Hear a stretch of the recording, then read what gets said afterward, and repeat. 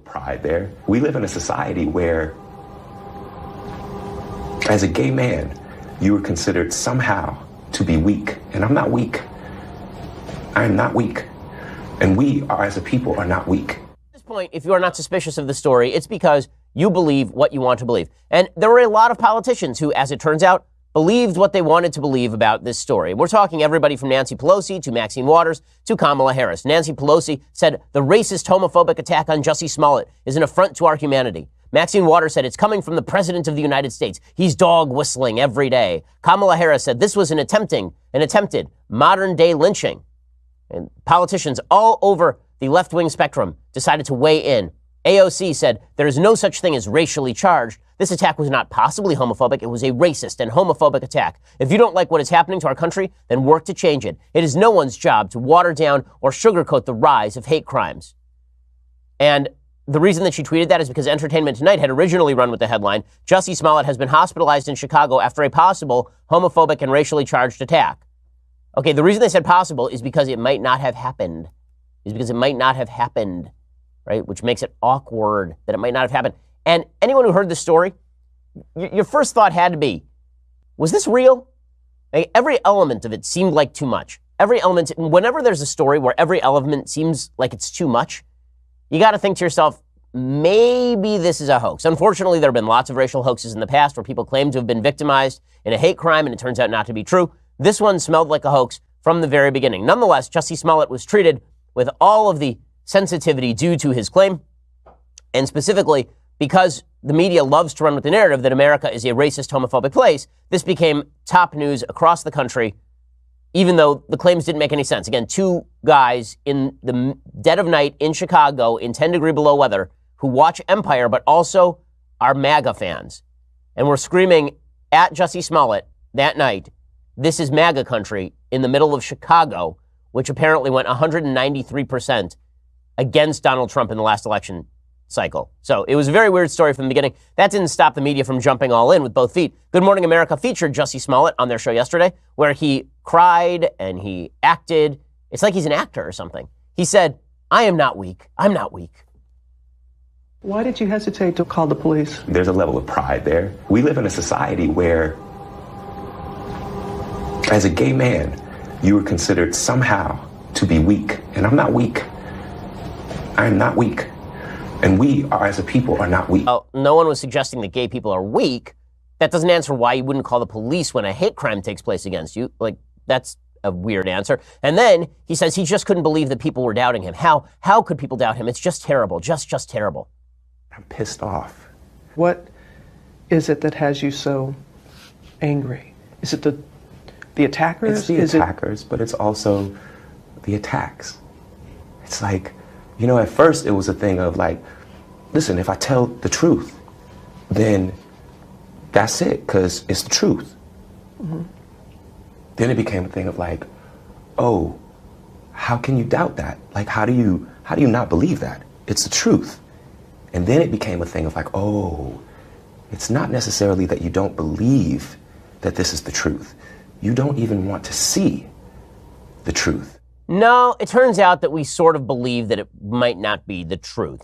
Because ABC Chicago reported yesterday in a shocking blow, mainstream media hardest hit, that Jussie Smollett was probably not telling the truth about this. Here's ABC 7 Chicago report last night. Police are now questioning the two people seen in this surveillance photo. One, an actor on Empire. Chicago police say there is no evidence the persons of interest were involved in that physical attack described by Smollett. Multiple sources are telling Eyewitness News that Smollett and the two men are being questioned by police for staging the attack, allegedly because his character was being written out of the show.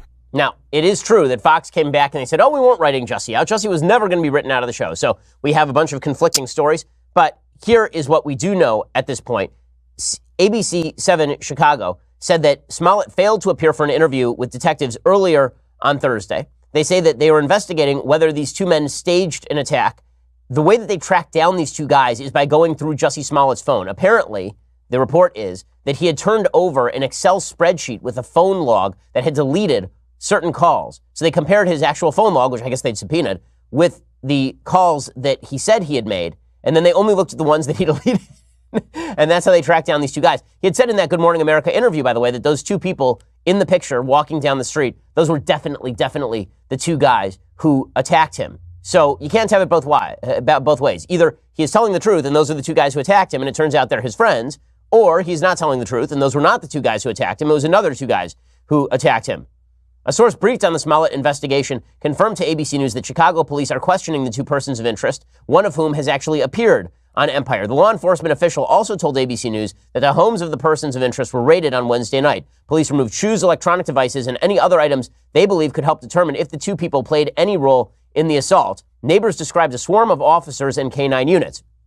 Jamie Figueroa, a neighbor, said, "I was walking in the alley. One police car stopped in the alley and they told me to go inside the house. But by then, 5 minutes later, there were like 20 police right here by the door." Neighbors said they believe the men who are Nigerian are brothers who grew up in the apartment and have lived there for years.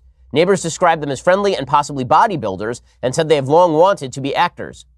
Chicago police said they cannot confirm any of those reports. No charges have yet been filed. Earlier, police said the two persons of interest are not suspects and have not been charged. Investigators are only talking with them at this time. The two were picked up Wednesday night at O'Hare International Airport. And a lawyer who said she was representing the two persons of interest declined to comment on the case as she left Area Central Police Headquarters. Chicago police said they were tracking these two people and they were aware of who they were for quite a while. So this has led to accusations that Chicago PD, out of fear of being called racist, was slow playing the revelation that this may have been a setup and a hoax. So here is the theme that we should take from this.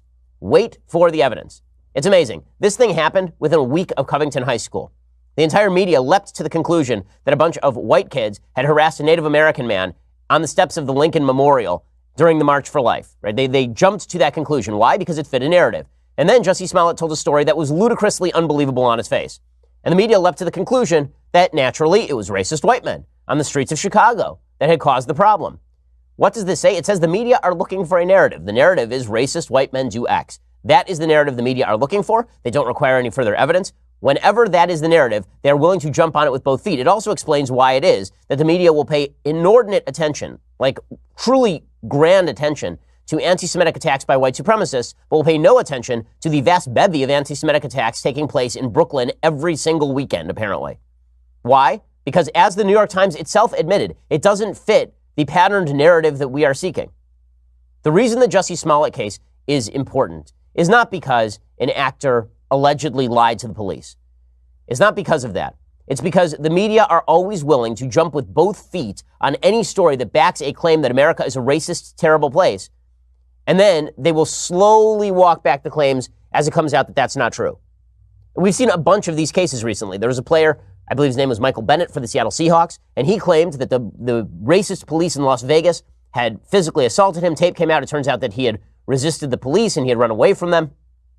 These sorts of cases do happen, which is why the appropriate thing to do now, in a time where people do fib for media attention, where people do know what the media wants and then spoon feed those narratives to the media, and where the media are willing to run with those stories, the best thing you can do on any story, it's something that I'm learning, I think everybody is learning, you gotta wait 48 hours for anything. You gotta wait 48 hours for anything. If a story seems too good to be true, unless it is confirmed by a wide variety of sources, you have to wait 48 hours.